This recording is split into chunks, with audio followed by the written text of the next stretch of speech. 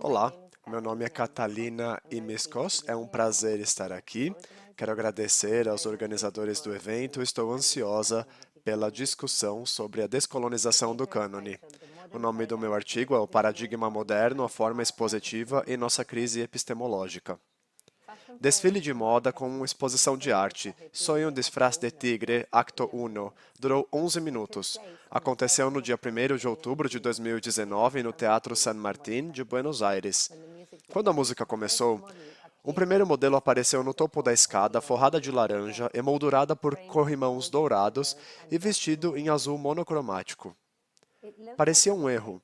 Sua roupa e pose sugeriam o do pessoal de manutenção, e pode-se ter sentido aquele infame pânico na plateia quando as luzes se acendem antes da equipe de produção sair do palco. Em menos de meio minuto, a primeira obra foi sendo apresentada ao público, com reações de alívio e confusão incipiente. Essa exposição de desfile evocou conexões para estruturas de exibição modernistas do século XX. Nos gestos dos modelos de levantar as imagens emolduradas a diferentes alturas, referia-se a projetos experimentais, como os campos de visão estendidos de Herbert Bayer.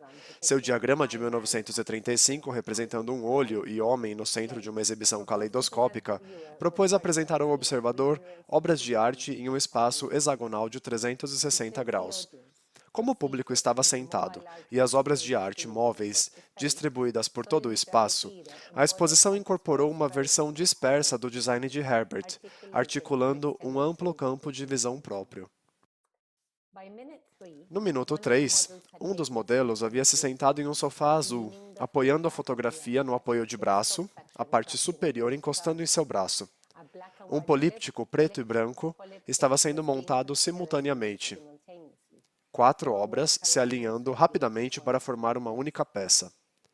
A interatividade e o tato zumbiam em todo o espaço expositivo, mesmo que o público não tocasse em nada da arte. As estruturas dos cavaletes de cristal de Lina Bobardi da década de 1950 no Museu de Arte de São Paulo exibem uma qualidade semelhante. Embora o toque esteja fora dos limites, a eterealidade das formas de suporte, nesse caso vidro transparente em vez de corpos humanos, transmite uma sensação contraditória de acessibilidade. Outro marco do design de exposições, no Abstract Cabinet de 1927 de El Lissitzky, os painéis deslizantes foram concebidos para revelar as obras de arte uma a uma, criando simultaneamente uma ilusão de toque e diversão. Nessas experiências modernistas com a forma exibicionista, uma qualidade modular é preferida em relação às cortinas convencionais estáticas e remotas dos museus de arte tradicionais. O tipo de genealogia mapeado aqui oferece um pequeno vislumbre das relações que podem ser traçadas para conectar experimentos de design de exposições ao longo da história.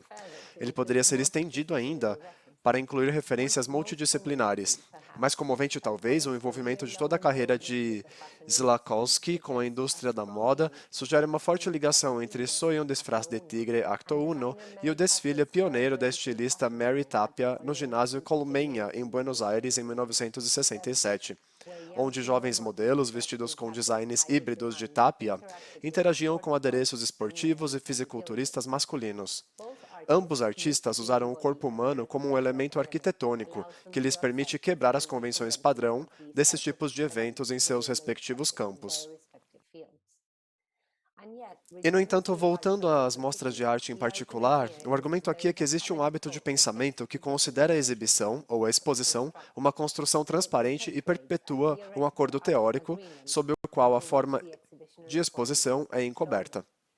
Abordagens museográficas recentes têm dado ênfase ao design expositivo, dando continuidade ao trabalho de estudos expográficos e valorizando a cultura e o patrimônio associados à distribuição dos elementos pelo espaço da exposição. Multidimensional, abrangendo arquitetura, curadoria, design gráfico e de iluminação, o escopo da museografia, por sua vez, tende a parar nos elementos formais e materiais da forma expositiva, sem questionar ou problematizar a infraestrutura ideológica da qual fazem parte. Os estudos de exposições, por outro lado, têm se concentrado amplamente em replicar os impulsos canônicos da sua disciplina guarda-chuva, a história da arte, com apenas estudos selecionados, direcionando seus esforços para as implicações completas dos scripts implícitos da forma de exposição. Um dos mais recentes é o projeto de pesquisa e antologia Theatre Garden Bastry, de 2019, que apresenta uma história transdisciplinar da exposição como um local epistêmico. A introdução do livro agrupa as 22 apresentações subsequentes com o objetivo de, abre aspas, isolar a construção histórica de um conjunto de roteiros epistemológicos, estéticos e ontológicos, que nos permite apreender os contratos implícitos codificados no formato expositivo. Fecha aspas. Essas histórias materiais oferecem um local fundamental a partir do qual se desfaz a forma expositiva. Minha abordagem a tais histórias toma um ponto de partida semelhante, mas diverge, na medida em que parece articular uma crítica ao contato centrado no Ocidente e embutidos na forma de exposição. Pretende ir além de traçar origens para examinar possíveis desconstruções da forma exibicionista hegemônica. Embora em tom especulativo, a análise das exposições individuais, como a de Salkovich, permite identificar alternativas à exposição moderna/colonial. As críticas da modernidade estão longe de ser novas. Na verdade, abundam no que equivale à nossa atual crise epistemológica.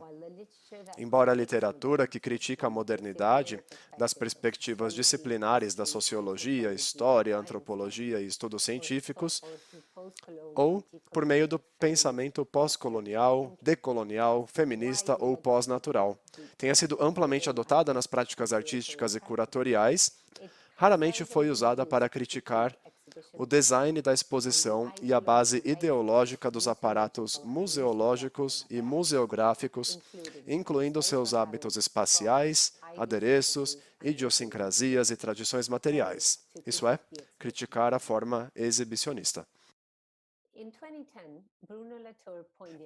Em 2010, Bruno Latour apontou que o novo ecossistema do atum vermelho se estendia tanto ao presidente Sarkozy quanto aos sushi bars de todo o planeta, em vez de se limitar a uma cadeia específica de predadores e presas. Esse cacosmos contemporâneo harmoniza-se com o espírito dos armários de curiosidades do século XVI, tanto literal quanto metaforicamente. Latour comenta como esse paradigma epistêmico do início da Renascença parece mais próximo do que nunca do século XXI. A característica de tais paradigmas eram as relações estranhas e disseminadas que ligavam o micro e macrocosmos, e conectavam humanos e não humanos em redes amplas que as figuras de cordas de Donna Haraway ilustram. Todos os manifestos incluem uma chamada. Um chamado que, no caso de Latour, é para o composicionismo. Abre aspas, é hora de compor, em todos os significados da palavra, incluindo compor com, isso é, comprometer, cuidar, mover-se lentamente com cautela e precaução. Fecha aspas. O compromisso é uma palavra que se faz presente na obra de outro artista argentino, Adrián Vilar Rojas. O mesmo ocorre com a composição, ou comp-hosting, como a chama Caroline Christoph Bakaryev. Uma encarnação eletrizante do pedido de armas de Latour, uma das exposições recentes de Vilar Rojas dentro do projeto The Theatre of Disappearance, ocorreu em Atenas em 2017. A artista propôs aqui incluir o plantio de vários milhares de espécimes no terreno do observatório, isso é, no sítio arqueológico protegido na Colina das Ninfas. O compromisso, em um nível material, tomou a forma de uma caixa de madeira, colocada no topo do solo reverenciado para formar uma plantadeira gigantesca que fornecia um espaço fértil e um sistema de irrigação para o milho, grama selvagem, abóboras, melancias e muito mais. Para além da sua realização prática, esse assentamento do solo cria um quadro teórico que permeia toda a exposição. Essa estrutura perturba a lógica disciplinar ocidental que dita o valor e a conservação obrigatória dos espaços arqueológicos, enquanto respeitosamente coloca um manto de tempo suspenso e toneladas de solo entre as formas antigas e emergentes. Trusting Korn encontra as estruturas epistêmicas hegemônicas da arqueologia, zonas demarcadas e protegidas, bem como protocolos detalhados para ditar a localização, classificação, manuseio e conservação de objetos e seus fragmentos. Vivo e selvagem, o milho e suas plantas companheiras ocupam seu espaço, absorvem sua energia, estendem seus caules e exalam seu oxigênio. É o milho pulsante colonizando o espaço de uma das principais disciplinas da civilização ocidental. Villar-Rojas apresentou um cacosmos, através do qual os jardins anteriormente paisagísticos representam calmamente o moderno conceito de natureza e foram substituídos por um labirinto de vegetação. No labirinto da exposição de Atenas, o público pode optar por seguir um dos dois percursos principais, um que conduz ao edifício do Observatório Nacional e outro à região das grutas. Povoadas por 11 vitrines instaladas no terreno rochoso e arenoso, as cavernas eram uma zona escondida no Morro das Ninfas, que não foi visitada por décadas. Um espírito de descoberta permaneceu no local e permeou o conteúdo das vitrines, que mostraram uma variedade de emblemas da conquista. Uma réplica do rover Curiosity da NASA, bandeiras do Japão Imperial, dos Estados Unidos, mas também tênis de adolescentes e grafite. Diferentes formas de colonialismo pairavam sobre a apresentação: terrestre, xenofóbico, relacionado à idade, fossilizado. As vitrines, lidas em conjunto com o milho latejante, perguntam se a violência é um requisito para a conquista, ou se foi simplesmente assim que nós, como espécie, decidimos realizá-la.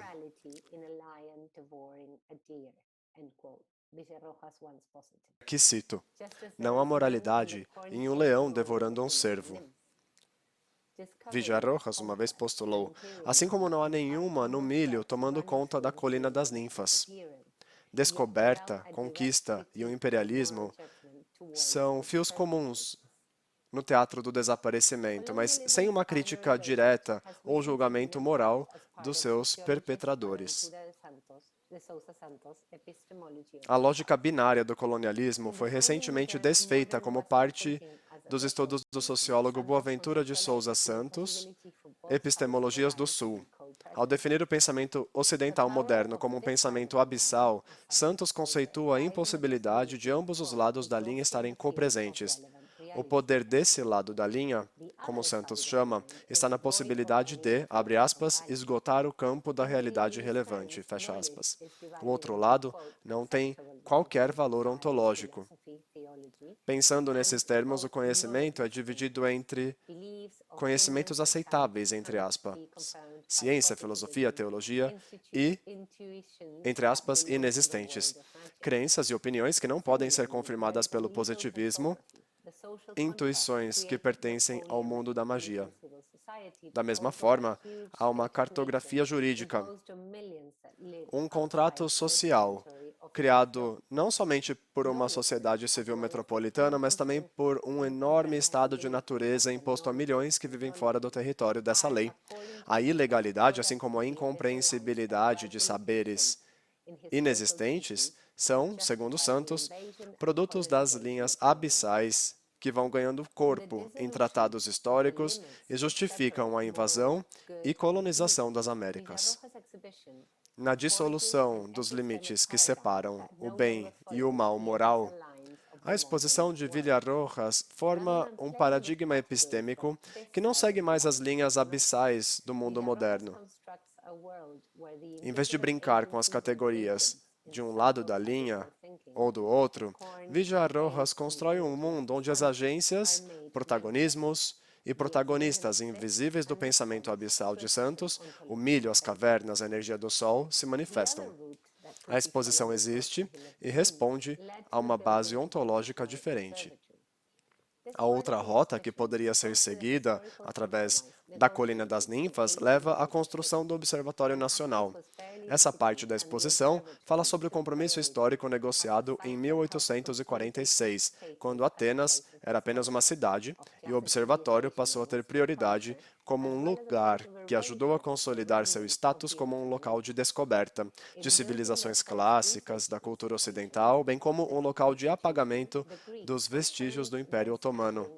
Ao construir sua primeira instituição de pesquisa, os gregos confirmam sua posição no Ocidente como defensores do progresso e da ciência.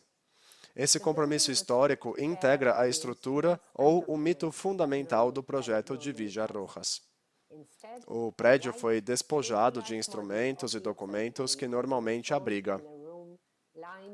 Em vez disso, um modelo branco realista do observatório foi instalado em uma sala forrada por cortinas grossas.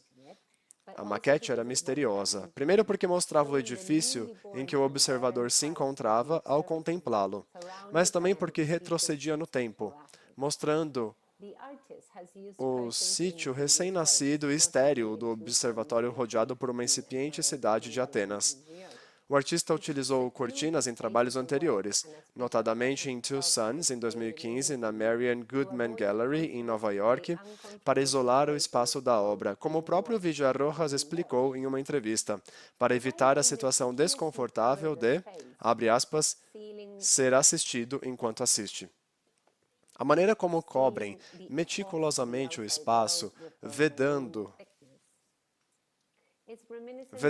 o mundo exterior com essa espessura marrom das cortinas, é uma reminiscência das cortinas densas famosamente empregadas por Adolf Loos para garantir um nível semelhante de intimidade no quarto da sua esposa. A comparação tem a ver com a questão do controle. Enquanto Villarrojas afirma ter instalado as cortinas para dar ao público alguma privacidade, a arquitetura de Loos notoriamente permitiu ao proprietário da propriedade um ponto de vista para manter seus visitantes sob controle. O Observatório Nacional foi construído para estudar o cosmos e é uma instituição de pesquisa moderna e descoberta positivista. E ainda assim, no desequilíbrio das dinâmicas de conquistador e conquistado, que perpassam a exposição, as cortinas que enquadram a maquete do observatório questionam se o homem é quem está dominando seu objeto de estudo ou se o cosmos sempre esteve no controle. Beatriz Colomina desvenda as maravilhas do design de Loos e é citada por Paul B. Preciado em Architecture as a Practice of Political Disobedience, um artigo de 2012. E aqui, cito, Beatriz Colomina foi uma das primeiras historiadoras da arquitetura a registrar o impacto das teorias feministas performativas e pós-estruturais na arquitetura. A arquitetura, ela argumenta em Sexuality and Space, não é simplesmente uma plataforma que acomoda o sujeito que vê. É um mecanismo de visualização que produz esse sujeito. Ele precede e enquadra o ocupante, fecha aspas. Preciado desvenda os efeitos que os espaços têm sobre os corpos que os ocupam e como a história desses espaços, a ideologia e a lógica que deram lugar à sua configuração particular não são questões neutras. Tal base enviesada tem um duplo efeito, na morfologia do espaço e no sujeito que o ocupa. A forma expositiva e as exposições de Salvokis e Villarrojas são exemplos desses mecanismos. Na forma como eles desarticulam as formas padrão de exposição, cada artista abre um espaço para pensar como a arquitetura e a forma enquadram e determinam o que é incluído e excluído da sua base ontológica. Abro aspas. Estamos passando por um período de crise epistemológica. Estamos vivenciando uma mudança de paradigma das tecnologias de inscrição, uma mutação de formas coletivas de produção e do arquivamento de conhecimento e verdade, fecho aspas. Argumenta Preciado no início de 2017. A exposição, como sítio epistêmico, onde a produção e a perpetuação de um regime de verdade ocorre, teve um papel crescente na cultura contemporânea à medida que os tempos modernos progrediram. O nascimento da exposição de arte como forma cultural tem a ver com o alvorecer da modernidade europeia, o que explica o porquê as ideias de classificação, taxonomia, conservação e acervo são igualmente parte integrante de ambas. Essas formas de racionalidade são indivisíveis dos dispositivos espaciais ou concretos em que se materializaram. Assim como a arquitetura produz o seu ocupante, a exposição também espacializa o sistema de conhecimento pelo qual é subsumida. Nos gestos morfológicos de Salkovics e Villarrojas, não é apenas a configuração espacial que está sendo reconstruída, mas, mais importante, os fundamentos que a sustentam.